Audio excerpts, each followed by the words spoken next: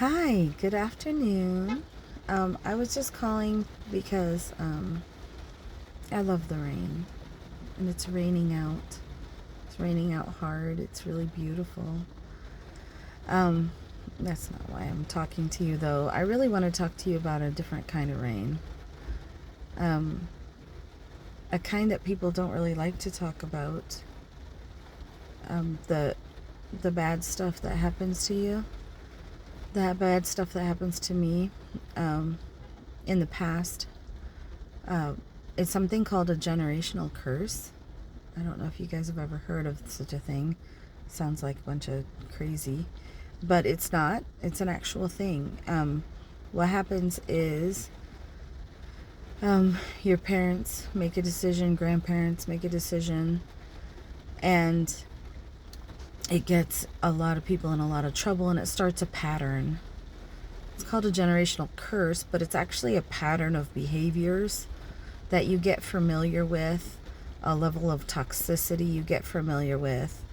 Um, it becomes the normal for you, even if it's hideous to other people who don't have that in their life, because it generally is addictions passed down, it's demons passed down, demonic holds that people never went up against to alleviate or cast off or resist, whatever, however you want to say it.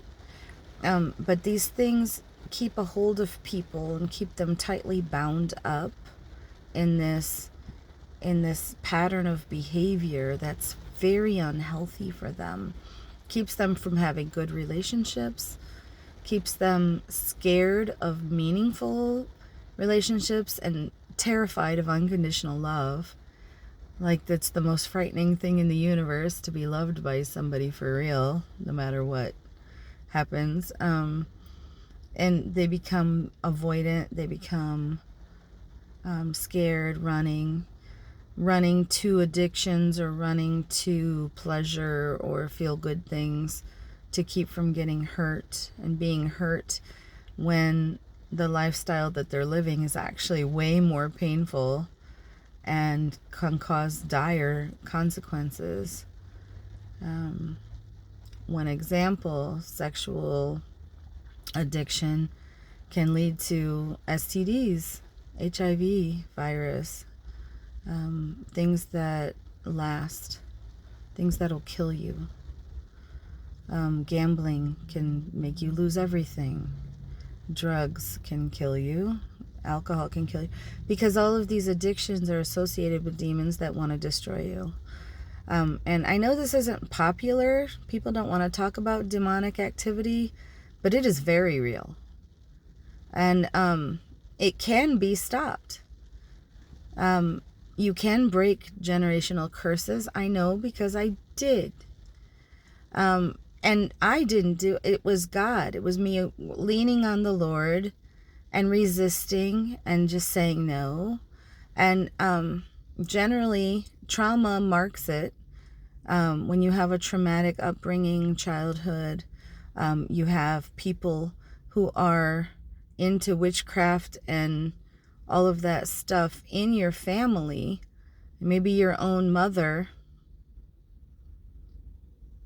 who is a principality. I mean, there's all kinds of things that are possible. I'm not saying this was possible for me, but it can be. And I've seen it, and I see it in somebody close to me. And it's sad because they don't see it themselves, because the people who are into witchcraft put spells on them. Like, third-party peoples in their lives put spells on them to keep them bound to them, even though it's the most detrimental thing in the universe to be bound to. And it's people who care more about their own insecurities than they do about their own children or their own family members or their own girlfriend, boyfriend, whatever. They care more about themselves and their own insecurities and this perceived feeling of power and control. It's the worst thing in the universe. But a lot of people are under this delusion that it's the safe space, because it's what they're used to. And it keeps them mentally bound. And that's why they feel like they're under mental imprisonment. They feel like they have mental issues.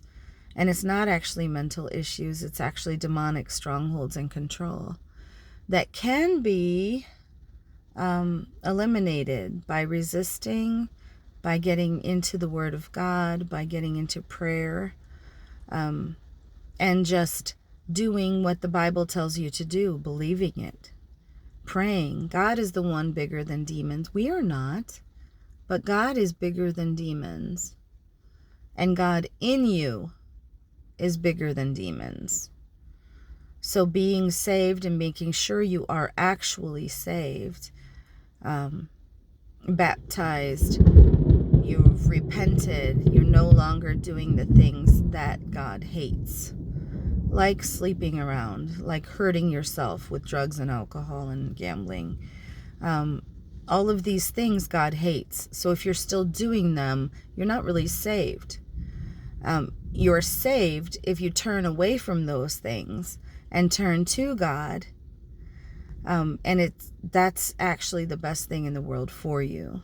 That way you can be who He made you to be, and then He'll elevate you. He will lift up the humble. And ego and pride is what keeps you in those horrible things. So resist them, resist the devil, and he will flee from you. Draw near to God, and He will draw near to you. Sound familiar? It should. It's in the Bible. It's the truth, and the truth is what counteracts all these lies. Get into the truth, and the truth will set you free. And you can do this. And if you need help, get help. If you need somebody to help you, ask somebody to help you. And I bet you they will. Okay? Get the help you need, because I don't want you destroyed. I don't want your soul to be forever, eternally away from God. I don't want that for anyone. I don't want that for people who used to call me by names that I can't even say, who used to badmouth me and all of these things behind my back and then smile to my face. I'm not for that. And God has called it out.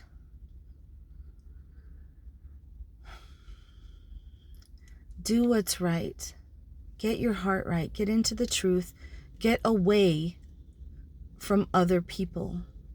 Stand on your own 2 feet. Make your decisions. Get somewhere safe. And get the help you need if you need help. There's help out there available. You just have to want it. And you have to choose it. So choose to be worthy of the help.